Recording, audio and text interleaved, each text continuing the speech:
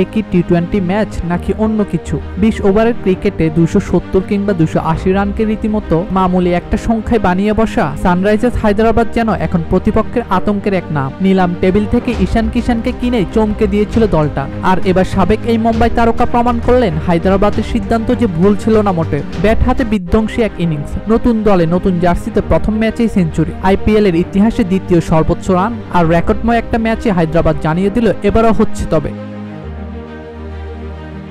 ঘরের মাঠে টস হেরে প্রথমেই ব্যাট করতে নামতে হয় হায়দ্রাবাদকে। সমর্থকদের পাখির চোখ দলটার ব্যাটিংয়ে। অবশেষে সবার প্রতীক্ষার পালা শেষ করে শুরু হলো দলটার তাণ্ডব লীলা। অভিষেক শর্মা 11 বলে 24 রান করে ফিরলেও ট্রাভিস হেড আর নতুন মুখ ঈশান কিষানে ফিরল 2024-এর স্মৃতিটাই। পাওয়ার প্লেতে দলটা তুলে নিল 94 রান। ট্রাভিস হেড হাঁকিয়ে বসলেন 21 বলে অর্ধশতক, যদিও শেষ পর্যন্ত 31 বলে 67 রানের ইনিংস খেলে তাকে নিতে হয় বিদায়।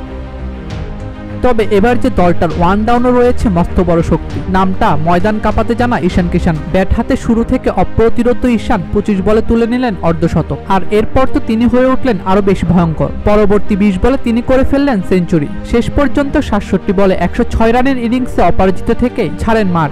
দলটার ব্যাটিং শক্তির এতে গেল শীর্ষ 5 জনের 3 জনের গল্প। বাকি 2 নীতিশ কুমার রেড্ডি আর হেনরি ক্লাসনও 200+ স্ট্রাইক রেটে 30+ ইনিংসে জন্ম দিয়ে ছাড়েন মাঠ। আর সর্বশেষ দলটার যে টর্নেডো থামে 286 রান।